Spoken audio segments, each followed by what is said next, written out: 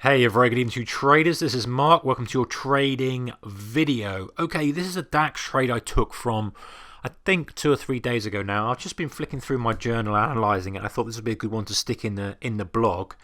But there's a couple of things to point out here. Right, let me just scroll out and then we'll just see where we are in the bigger picture. So 15-minute chart, because it's always good to see, and this will be good when I go back and review my blog exactly where we were. So we've been in this range now. This is the DAX, and we've been in this range for a while. We gapped up, and we've been sitting in the sort of second range up here for a few days after that. Now, this is the day I'm looking at here. We come down.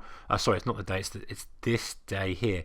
We come down, and we started to fill this gap. Okay, we'd been up there for a while. We came down and we'd filled this gap. So that kind of gets me interested. I'm trading very, very lightly at the moment. Volatility is low. I like to have volatility expansion environments, but if the volatility is low, then I'll look for my mean reversion trades. That's generally the way I'll approach it. Volatility high, range expansion. Volatility low, mean reversion. I'm not that good at mean reversion.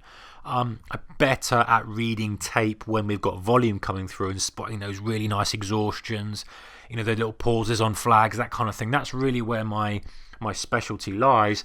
But I'll take a few of these now and then with low size just to keep my eye in the game. Obviously, the currency is the one that's moving at the moment, but I quite enjoy trading the DAX. Anyway, let's get back to the point. We had an opening drive to the downside that put in a low here, and then we started to curl up, roll back over, and we were down here. And this is when I started getting interesting. But first of all, I want to point out the difference between two types of double bottom. If you've got this, where you're pulling back and then quickly retesting, I'm not interested in fading that there. I really am not, because the quicker that's coming back to retest, the more aggressive the sellers are, the more heavy this overhang of supply is, the less aggressive the demand is. So I want to at least wait for a flush if I'm looking to fade that move, or a flush spike back, then tries to hold it a little bit and then look to sort of quantify my risk with a stop under the low. However, when you get this kind of thing, the roll down, there's your first marker in the sand, pushes back up.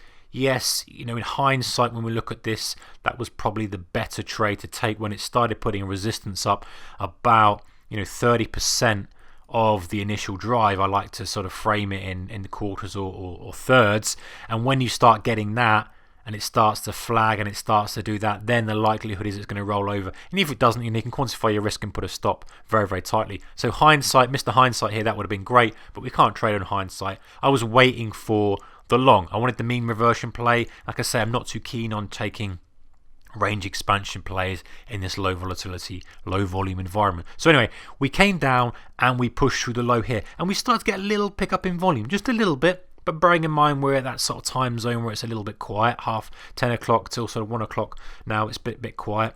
And I got a really, really good entry with my buy. 52, which was around about here. I just spotted this little die out, a little flush, and I just thought, what? My thesis of this trade is, if we can pull back to the prior day's low, I'll have half the position off. Quick 10-tick scalp, fine, no problem.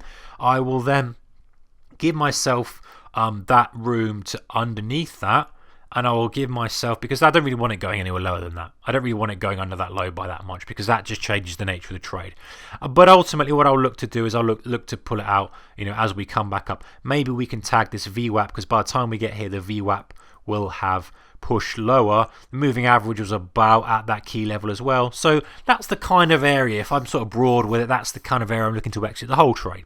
Nothing fancy, not looking for highs or anything like that. Just a mean reversion trade, downside probe, take it, take some off, make for it to sit around. I'm aware that it's low volatility. I'm aware that it's low volume.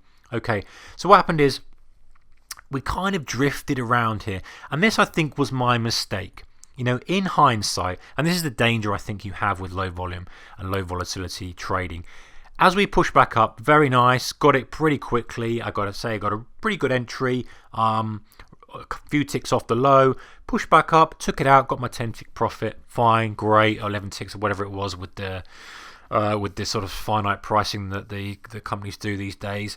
And then we just sort of started to sit here. And you know what? I should really have thought,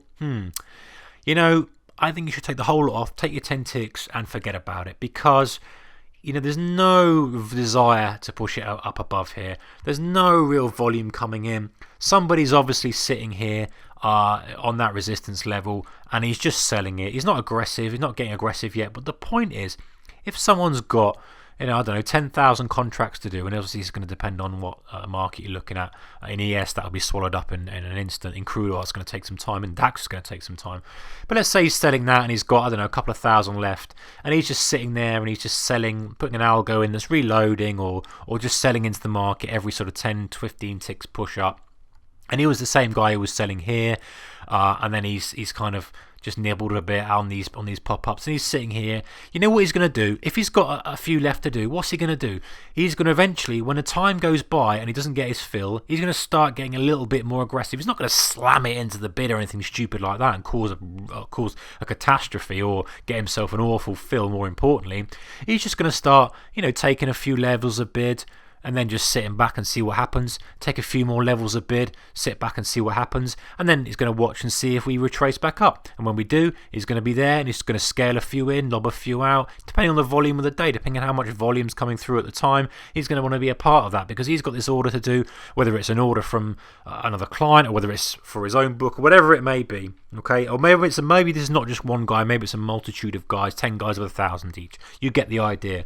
But the point is, if there is no demand coming in to outstrip that supply, no matter how small, 10,000 is pretty minimal, then you're not going to get the move. So what am I getting at here? I should have recognised that and cut the whole thing. As it happened, I ended up getting stopped out on the other half. No harm done. It was a scratch trade because I took the first half off at a profit and then ended up losing on the second half. No harm done. But learning from that, where's the place to get long? And I know we've got to be careful about looking at hindsight here and careful of overdoing the analysis. But look at this here. The volume just changes. It just changes the whole picture of the market. Volume spikes up. Price starts to push up higher. It's a great place to get involved. There you can say, okay, now we're talking. Now it looks like we've got some volume coming in. The demand is outstripping the supply. It looks like we're going to push to highs. Okay, we ended up pushing right to highs here. There's no way I'd have held on for that. I would have been out at the sort of 11,500 if I was lucky looking for the extension over the VWAP or somewhere around here. But the point is, look how the state of the market changes. Here it's drifting. Low volume, grind. All of a sudden, we had a bit of news coming out, a bit of a speaker, whatever it was, and then it just changed the sentiment. And that point is, you're still stretched, you're still below the VWAP, you're still at the lows. Yes, you're off the lows, but you've changed the dynamic of the trade. You've made it look like a much better trade. And hindsight, that's the place to kind of get involved rather than trying to pick at it here. Or if you do pick at it here, recognize that it's just drifting lower. It's probably not going to push up. It needs some sort of something to overcome it. Wait for it. There it is. There's where the seesaw changes to massive demand coming in. Supply is just dropping off, causing the drive up, and then your exit is wherever you want to be. So anyway, guys, something to learn from these quiet markets. Different trading these to trading the currencies at the moment, but there's opportunities there. I think you've just got to be careful and pick and choose which ones you take. Take care. Back with another video soon.